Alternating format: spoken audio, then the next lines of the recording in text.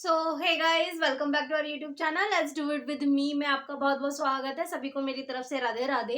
एक बार फिर मैं आ गई हूँ क्लास 11th की पॉलिटी का फर्स्ट चैप्टर लेके, संविधान क्यों और कैसे। तो इसका एक फर्स्ट पार्ट मैं ऑलरेडी जो है अपलोड कर चुकी हूँ अपने इसी चैनल पे। तो आपने अगर वो नहीं देखा है तो इससे पहले वो वाली वीडियोस भी जरूर देख लेना, ताकि आपको ये वाला चैप्टर जो है अच्छे से समझ में आ जाए, आपको चैप्टर समझने में कोई भी दिक्कत ना हो। तो ये चैप्टर स्टार्ट करने से पहले मैं चाहती हूँ कि मैं आपको पहले की वाले जो वीडियो है उसका थोड़ा सा एक ब्रीफ इंट्रोडक्शन दे दूं कि हमने पहले वाली वीडियो में क्या पढ़ा था, हमने इस चैप्टर की स्टार्टिंग में क्या पढ़ा था। ठीक है, तो हमने पहले चैप्टर के स्टार्टिंग में पढ़ा था कि हमें संविधान क्या है, संविधान की जरूरत हम लोगों के लिए क्यों है, संविधान हमारे लिए क्या करता है, संविधान का आदर करना हमारे लिए कितना जरूरी है, और संविधान के कार्य क्या क्या है। इन सारी चीजों पे हमने उस वाली प्रीवियस वीडियो में हमने डिस्कस किया था। तो अगर आपने वो वीडियो नहीं देखी है तो आप उस वाली वीडियो को भी जरूर देखना। अब बढ़ते हैं हम अपने नेक्स्ट टॉपिक की तरफ और करते हैं अपने चैप्टर की स्टार्ट। तो भारतीय संविधान कैसे बना। ठीक है, हमारा फर्स्ट टॉपिक है कि भारतीय संविधान कैसे बना है। ठीक है, संविधान का निर्माण संविधान सभा ने किया, जिसे अविभाजित भारत में निर्वाचित किया गया था। तो संविधान का जो निर्माण है ना, वो एक संविधान सभा ने किया था। और वो संविधान सभा बनी कब थी? वो संविधान सभा तब बनी थी जब हमारे भारत का विभाजन नहीं हुआ था। ठीक है, तो संविधान सभा की पहली बैठक, जब संविधान सभा की पहली बैठक हो रही है, वो 9 दिसंबर 1946 को हुई, जिसके अध्यक्ष डॉक्टर सच्चिदानंद सिन्हा थे। और डॉक्टर सच्चिदानंद सिन्हा ये हमारी संविधान सभा के अस्थायी सदस्य थे उस टाइम पे। ठीक है, तो उसके बाद आता है फिर 11 दिसंबर 1946 को एक बार फिर से क्या हो रही है, एक बार फिर से संविधान सभा की बैठक हो रही है। इस बार जो बैठक हो रही है, तो इस बार की बैठक जब हो रही है तो इस बार संविधान सभा के जो अध्यक्ष हैं वो डॉक्टर राजेंद्र प्रसाद थे।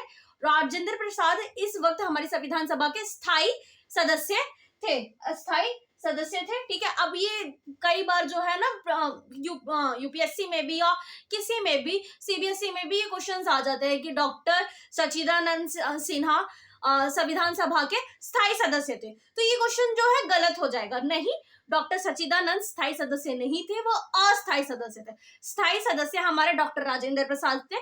वो भी कब बने थे? वो सेकंड जब सभा की बैठक हुई थी तब हमारे डॉक्टर राजेंद्र प्रसाद जो है स्थायी सदस्य बने थे। पहले अस्थायी सदस्य थे। पहले अस्थायी सदस्य में कौन था? डॉक्टर सच्चिदानंद सिन्हा था। तो आप कंफ्यूज मत होना, दोनों को ध्यान में रखना। ठीक है, सीबीएसई में कई बार ये क्वेश्चन आ जाता है वन वर्ड में, इसलिए मैं आपको बता रही हूँ। ठीक है, अब आगे बढ़ते हैं। अब संविधान सभा के सदस्यों का चुनाव 1935 स्थापित प्रांतीय विधान सभाओं के सदस्यों द्वारा अप्रत्यक्ष विधि से हुआ। इसका मतलब यह है कि संविधान सभा के जो सदस्य थे ना, हमारे जो संविधान का निर्माण कर रहे थे, उन सदस्यों को भी ऐसा तो नहीं है ना कि कहीं से भी उठा लिया और चलो भाई आप संविधान सभा के सदस्य बन जाओ, ऐसा नहीं था। तो उन सदस्यों का भी जो है चुनाव हो रहा है, और वो चुनाव किससे हो रहा है? अप्रत्यक्ष विधि से हो रहा है। ठीक है, तो आगे बढ़ते हैं। संविधान सभा का गठन। अब ये जो हमारी संविधान सभा का गठन है वो हो कैसे रहा है? संविधान सभा का गठन ब्रिटिश मंत्रिमंडल की एक समिति कैबिनेट मिशन द्वारा हुआ। ठीक है, तो संविधान सभा का गठन किसके द्वारा हुआ? संविधान सभा का गठन ब्रिटिश मंत्रिमंडल की एक समिति है कैबिनेट मिशन, उसके द्वारा हमारी संविधान सभा का क्या हो रहा है? गठन हो रहा है। ठीक है, अब संविधान सभा हम बोल रहे हैं, संविधान की बैठक हो रही है, उस बैठकों में सदस्य बोल रहे हैं, तो उस बैठकों में कुल सदस्य कितने हैं? ठीक है, तो कुल सदस्य 389 है, जिसमें से 292 सीटें ब्रिटिश सरकार की है, 93 हमारी देशी रियासतों की सीटें थी, और 3 अन्य लोगों की सीट थी। मतलब अन्य लोग जैसे में पिछड़ा वर्ग आ गया, ठीक है, जैन आ गए, पंजाबी आ गए, उन सब की ये बात हो रही है यहाँ पे।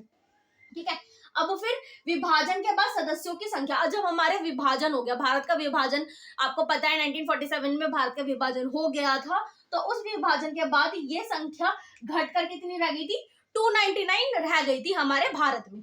ठीक है, अब 26 नवंबर 1949 को कुल 284 सदस्य उपस्थित थे। अब जब 26 नवंबर 1949 को जब हमारा संविधान बन रहा था, ठीक है, लागू नहीं हो रहा था, पूरा तरीके से बन गया था, तब टोटल उस वक्त कितने मेंबर्स थे? 284 ही उस वक्त हमारे जो है संविधान सभा के सदस्य उस वक्त उपस्थित थे। ठीक है, एट द मोमेंट। अब अंतिम रूप से पारित संविधान पर, जब अंतिम रूप से जब पूरा संविधान बन गया था, उसको पारित करना था, तब इन्हीं 284 लोगों के ही उस संविधान सभा पे हस्ताक्षर आपको देखने को मिलेंगे। ठीक है, सदस्यों ने ही हस्ताक्षर किए। जब संविधान बना तब अनुसूचित वर्गों के, जब संविधान हमारा बन रहा था तभी अनुसूचित वर्गों के कितने थे? 26 सदस्य थे। ठीक है, जब हमारा संविधान बन रहा था, पारित हो रहा था, तभी भी हमारे संविधान सभा के 26 कम से कम अनुसूचित वर्गों के सदस्य थे। ठीक है, उस समय कांग्रेस को 82% सीटें प्राप्त थी। उस वक्त भी हमारी जो कांग्रेस है, आपको पता है कांग्रेस हमारी जो है नेशनल पार्टी है, उस वक्त भी हमारी कांग्रेस जो है एक वर्चस्व वाली प्रणाली थी। ठीक है, एक वर्चस्व वाली क्या है, शासन कर रही थी, क्योंकि भारत में तब एक ही प्रणाली थी, एक ही कांग्रेस थी। ठीक है, तो कांग्रेस का ही प्रभुत्व था और एक ही पार्टी थी, नेशनल पार्टी थी। क्योंकि हमारी आजादी से वगैरह उस समय से पहले वो चलती भी आ रही थी, तो उस वक्त भी हमारी कांग्रेस को 82 सीटें जो है प्राप्त थी। ठीक है, संविधान का केवल एक ही प्रावधान, अब ये कह रहा है कि संविधान का केवल एक ही प्रावधान ऐसा था जो बिना किसी वाद विवाद के पास हो गया था। ठीक है, तो क्या कह रहे हैं कि संविधान का केवल एक ऐसा ही प्रावधान, एक ऐसी ही चीज थी जिसको किसी बिना वाद विवाद के सभी ने उसको लाने की स्वीकृति दे दी थी, सभी ने उस पर सहमति दे दी थी। ठीक है, और ये था क्या? यह सार्वभौमिक वयस्क मताधिकार था। जैसे कि आप सभी को पता है सार्वभौमिक वयस्क मताधिकार क्या होता है। सार्वभौमिक वयस्क मताधिकार वो होता है जिस किसी भी की भी आयु 18 वर्ष या उससे ऊपर हो, उस व्यक्ति को मतदान देने का अधिकार होता है, चाहे वो किसी भी रंग का हो, किसी भी जाति का हो, किसी भी धर्म का हो, किसी भी नस्ल का हो। अगर वह व्यक्ति 18 या 18 से ऊपर साल का है तो उसको मतदान देने का अधिकार है। और इसी प्रावधान पर जो हमारे संविधान सभा के जितने भी मेंबर्स थे 284, इन्होंने किसी वाद विवाद किए बगैर उस पे सहमति अपनी दे दी कि हाँ ये तो होना ही चाहिए, मतदान देने का अधिकार तो सबको होना चाहिए, वोटिंग राइट्स तो सबके पास होना ही चाहिए। ठीक है, आई होप आपको यहाँ तक सारा क्लियर हुआ होगा, समझ में आ रहा होगा। अब बढ़ते हैं अपने आगे।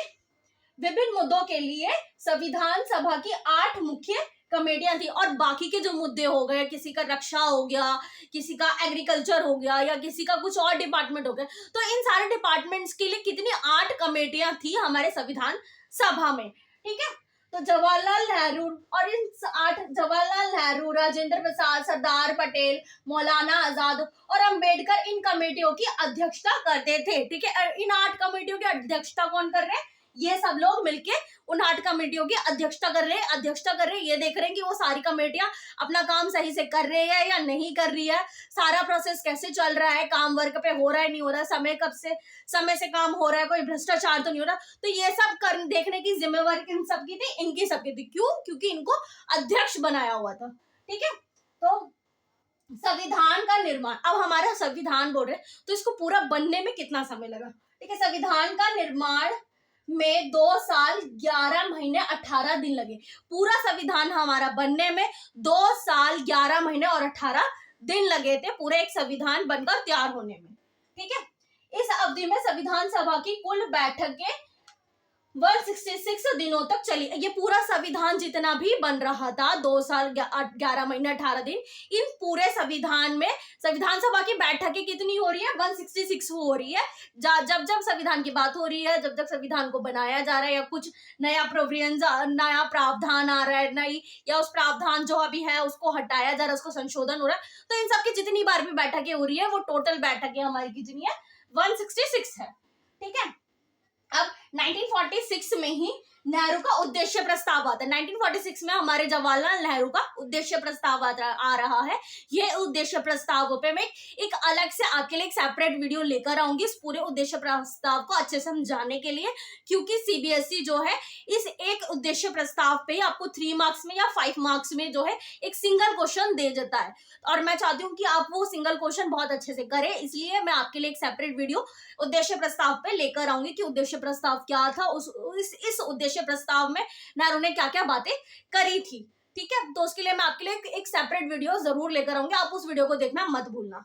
ठीक है, और अभी तक अगर आप मेरी इस वीडियो पे रुके हो तो प्लीज इस चैनल को सब्सक्राइब कीजिएगा, बेल आइकन को प्रेस कीजिएगा, ताकि आने वाली वीडियोस की नोटिफिकेशन आपके पास सबसे पहले आ जाए। ठीक है, चलो बढ़ते हैं अब अपने आगे। इस उद्देश्य प्रस्ताव में संविधान सभा के उद्देश्यों को परिभाषित किया गया था। इस उद्देश्य प्रस्ताव में हमारे जवाहरलाल नेहरू ने संविधान सभा को, मतलब संविधान सभा या हमारा संविधान क्या है, इस पूरे को ही परिभाषित उन्होंने किसमें क्या, अपने उद्देश्य प्रस्ताव को किया। और जैसे कि मैंने बोला आपको, उद्देश्य प्रस्ताव के ऊपर मैं एक पूरी सेपरेट वीडियो आपके लिए लेकर आऊंगी, ताकि सीबीएसई अगर उद्देश्य प्रस्ताव से रिलेटेड आपको कोई भी क्वेश्चन दे तो आपसे वो मिस ना हो। ठीक है, तब तक के लिए बने रहिए मेरे साथ। अगली वीडियो में इसका पार्ट 3 आएगा इस चैप्टर का ही। अभी ये चैप्टर खत्म नहीं हुआ है, इसका सिर्फ हमने अभी एक ही टॉपिक किया है। आने वाली वीडियोस में मैं कोशिश करूंगी कि जल्द से जल्द ये आपका चैप्टर पूरा कंप्लीट करा दूं और उद्देश्य प्रस्ताव पे एक सेपरेट वीडियो आपके लिए लेकर आऊं। अगर आपको ये वीडियो मेरी पसंद आई हो तो इस वीडियो को लाइक करिएगा, कमेंट करिएगा, शेयर करिएगा और मेरे चैनल को सब्सक्राइब कीजिएगा, ताकि ऐसी ही यूजफुल वीडियो मैं आपके लिए लाती रहूं। क्लास 6 से लेकर 12th तक की सभी एनसीईआरटीज की वीडियो मैं इस चैनल पे ही लाऊंगी, मैं इस चैनल पर ही पढ़ाऊंगी। तो इस चैनल को याद से सब्सक्राइब करना मत भूलना, बेल आइकन को प्रेस कर लेना। अगली वीडियो में मिलते हैं, तब तक के लिए bye bye. Thank you for watching.